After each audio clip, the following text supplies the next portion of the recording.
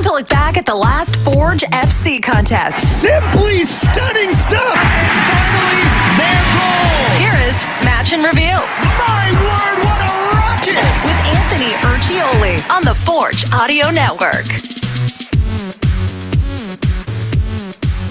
Hello, Forge fans. It's the Forge Audio Network. This is the Match in Review. It's the instant Match in Review. You heard the final whistle out in Winnipeg between Valour, and immediately following that whistle, here we are. Forge FC losing 2-0 on the road against Valour at IG Field in Winnipeg. This was a match that, if you watch this match from start to finish, and you talk about a weaving a narrative that just encapsulates Forge FC's season so far, this is the match. Forge FC's season in a nutshell. So you heard the score line there. 2-0 in favor of Valour. The expected goals in this match. Now, expected goals, depending where you go, sometimes they're a little different, but ultimately they are calculated based on when the team in possession, where they have the ball, where the shots are coming from, how likely the team is to score from that specific position. Expected goals in this match: 1.5 for Forge, 0.28 for Valour. Yet Valour wins 2-0. Ball possession at the final whistle, 56%. That's in favor of Forge FC. And we can just go down the list. I mean, shot attempts, 19 for Forge, 5 for Valour, 19 attempts for Forge, 0 goals. 6 of those hit the target. None of them went in. Valour, 5 attempts, 3 on target. And the 2 that did go in, Tristan Henry had absolutely no shot. No shot at all. And that's been, I mean, this has been the season. Opportunities after opportunities after opportunities. Forge FC just not able to capitalize. And I mean, you feel like there's going to be a breakthrough. There has to be. I refuse to believe there isn't going to be a breakthrough at some point, and then the floodgates will open, and then it'll just be a score fest for Forge FC. And you have a feeling it gets close. It has to. It has to. All logic tells you that the floodgates have to open at some point, but we are not there yet. Valour, this is their first win since their opening match of the season. This is Forge's first loss on the road, where they had been virtually perfect coming into this one, with the exception of one draw. It's been all wins, and that's your final 2-0 Valour. Forge came out with a new look, a different look. It was a 3-4-3 type look here. You had 3 players at the back for most of the match. They started with Malik Oluwabu-Bellewu, Andrew Carr-James, Dominic Samuel. And in the midfield, you had Becker and Ashton Yodi-Janssen, but you had Rama and Poku on the flanks of the midfield. Different look. And then up top, Jordan Hamilton, Taryn Campbell, David Chouanier. And early on, whatever this, that Forge came in with these formations don't exactly happen by accident. There was something Forge saw and thought they could exploit. And the thing is, they did, because they got in behind Valour quite a bit and had some golden opportunities. First one, just a few minutes in, it was Taryn Campbell. Early chance. Kyle Becker, who was phenomenal in this game, by the way, linking plays, his playmaking ability, that high soccer IQ of his. He just creates. I mean, just steady. Creates. And it was Taryn Campbell who was in virtually all alone. There was some back pressure from the left side and couldn't score. It was on target. If he had to have it back, not the shot he probably wanted a little more behind it. And it was a fairly easy save for Valour. By the way, I don't enjoy just complaining. It sounds like I do, but I don't. I have to point this out. I love IG Field. I love the stadium. Winnipeg did a fantastic job with that stadium. I love everything about it. Except when soccer matches are played. It is not a pretty field to look at.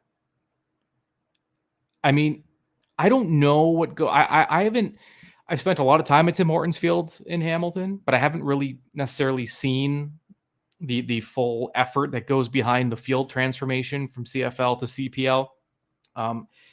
But whatever is being done in Hamilton, I mean, it's a marvelous job. I mean, it looks, when the Tiger Cats are playing, it looks like a football field, a CFL field.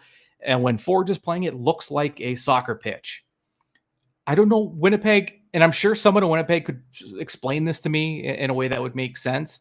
All I'm saying is it doesn't look good. That's all I'm saying.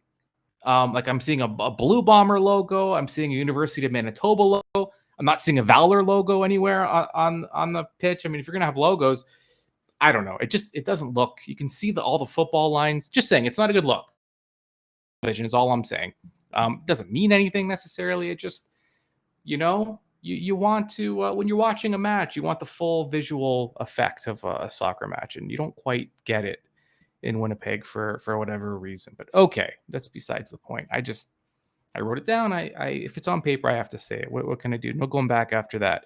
But I'll say this: Valour came into this one looking like a much different team.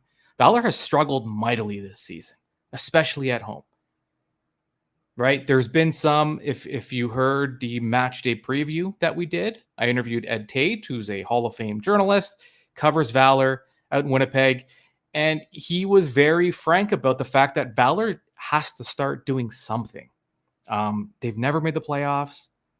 They've had a very disappointing season. They've had some really bad losses this season, some embarrassing losses. And they've been called out by their coach going into this one. You knew you were going to get a hungry squad.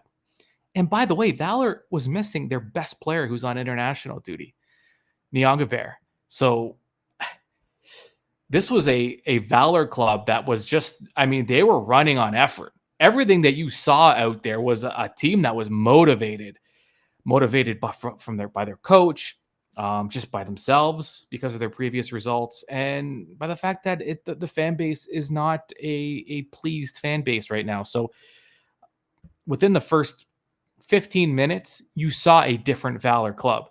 In fact, rarely do we see, especially early, Forge FC on the lower end of the possession metric. But Valour had the majority of the possession, for that first half of the first half. Around 52%. They controlled the ball. Forge defended well, very well. I mean, I gave you the expected goals, 0.28 for the match. Wait till you hear what the expected goals were after the first half. Next to none. Despite all this possession, Forge defending beautifully in position. They were disciplined. No one was chasing. They kept their shape. They did everything right on the defensive side. They would have probably just liked to hang on to the ball more. Forge did get their chances. It seemed to be we're used to seeing Forge attack, build towards that attack, patience, ball possession. Forge's attack in this one, it was faster, more of a counter, but the ball possession wasn't quite there. And so that's probably why the stats reflected that way. There was an early Valour not only did they dodge a bullet with the Taron Campbell chance early on, he had more chances, by the way, but not just that, there was a handball in the box. And, listen, we don't have review in this league. It happens very quick. The official was there, and he felt that the Valour player's arm was in a natural position close to his body, did not end up giving the call to Forge, but that was one of those 50-50 ones, which again, I mean, that you talk about turning the tide of a match. I mean, that the Campbell chance early, the handball right after that, two things that could have gone Forge's way, and you're looking at a completely different match. But that's just the way that's the way the sport goes, and that's the way things have gone for Forge this season. And Forge looked dangerous in that first half at times. Again, I dangerous. Valour turned the ball over quite a bit, and Forge was good on the counter. Again, their attack looked a little different this time. It was more of a, and again, I don't think it was anything that was necessarily planned. I mean, you don't really plan some of these counters; they happen because of turnovers. But it was just interesting. It looked like just a slightly different Forge club in this one. And 23rd minute, again, Taron Campbell, and not to, listen, not to pick on anybody. It's just that Campbell had some chances early on, and they just did not go his way. By the way, Taron Campbell is the leading scorer, the most prolific goal scorer in this league's history. And his luck hasn't been there. We can say that about a lot of players. But in this one, it was just Taron Campbell could not get that bounce. He had another crack from the left side. This one went over the target. So Forge had been looking dangerous, and Becker was the catalyst, because even that second chance from Campbell, Kyle Becker was the creator, the architect of that chance as well.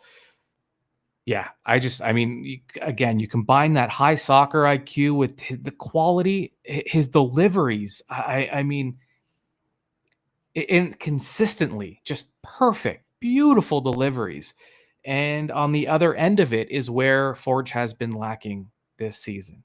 And that's where the quality has been lacking. So, 33rd minute, it was now Jordan Hamilton's turn. From 40 yards out, I love to see this, by the way. It's always one of the keys. I feel like it's become a broken record going into these matches. But when I deliver those three keys, this club has to hit the target more, and they did in this one. And I loved that Jordan Hamilton took a shot from 40 yards out. It was a great shot, by the way, tested the keeper. Yesley had to punch it out over the goal from 40. I mean, it's a quality shot when the keeper has to punch it over the goal from that far out. And he did, and it led to a Forge corner. But the opening goal did not come off that corner. It came 6 minutes later. 39th minute, Valour, Pianelli, which was essentially a free header. There was a defender there. Mandrakar Dames was there, but Pianelli got up, and there was just way too much space between him and his man, and Pianelli with what was essentially a free header off a corner. And that, by the way, his first career CPL goal. Valour feeling it after that one. Forge looking a little frustrated, which you get. Very understandable after the way that first half went. Forge frustrated. Some, we'll call them frustration fouls that went back to back to back. And for the first time this season, Valour FC took a lead into halftime. Now, here are those halftime stats. Keep in mind, Valour's leading 1-0 here. These were the expected goals, just based on the opportunities both teams had. Expected goals for Forge, 0.60. A little over half a goal expected for Forge.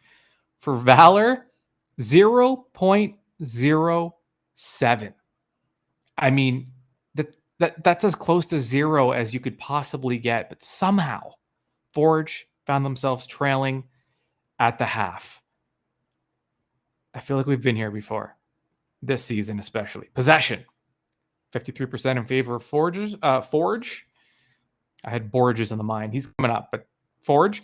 Shot attempts. This is just the first half. Attempts, 8 for Forge. 1 attempt for Valour. That 1 attempt was on target, and it was a goal. For Forge, 8 attempts, 2 on target, no goals. 4 of those 8 attempts were from inside the box. I mean, these are quality scoring opportunities, high danger chances that just did not connect. It did not take long for Tristan Borges to come into the match. He started the second half on the pitch with Taron Campbell coming off.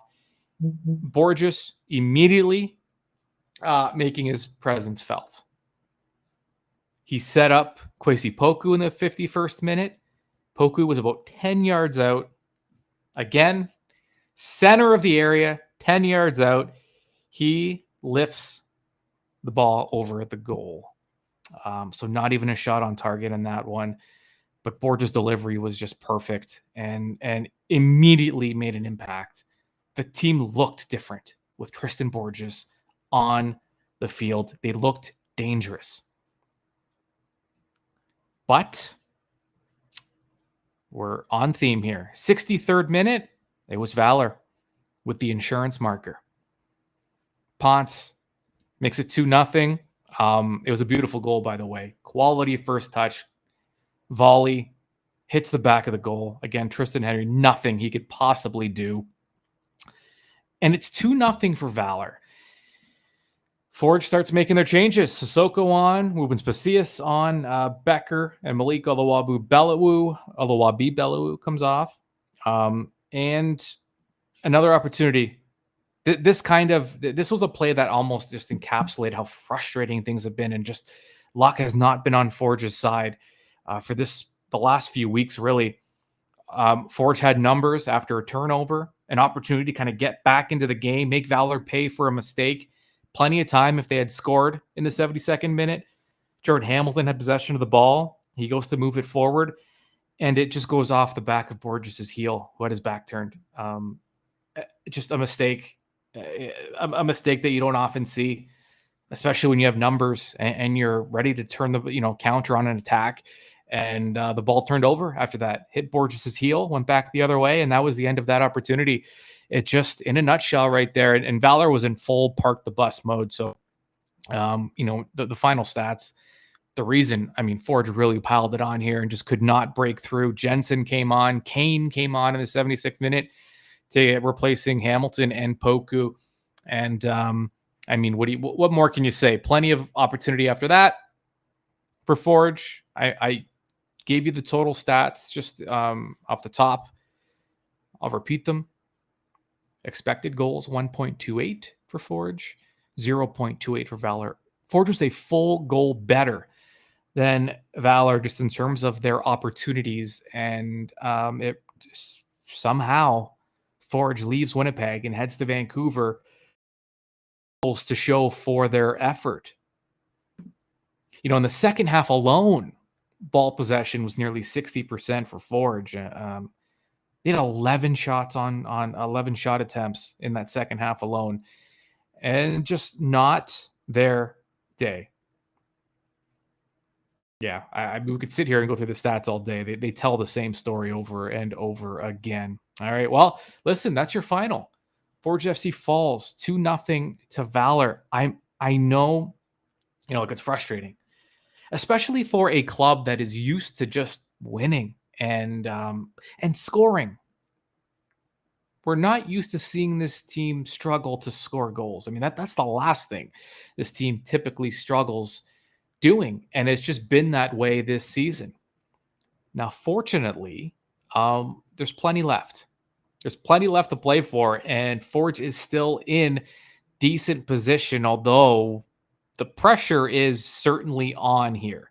Because with that loss, if you look at the table at the conclusion of this match, Forge FC in third place with 16 points. They're tied with York, but York has a match in hand, and they're 2 points back of Pacific, who's in first place, but Pacific has 2 matches in hand. So depending on what Pacific does with those matches, it's an uphill battle for Forge to finish at the top of the table. And now there's some heat behind them because Calvary is only 4 points back of Forge, but they have a couple of matches in hand. We're getting to a point now where you're not desperate, but you kind of have to play desperate. And by the way, it's not like Forge has a week of training coming up here.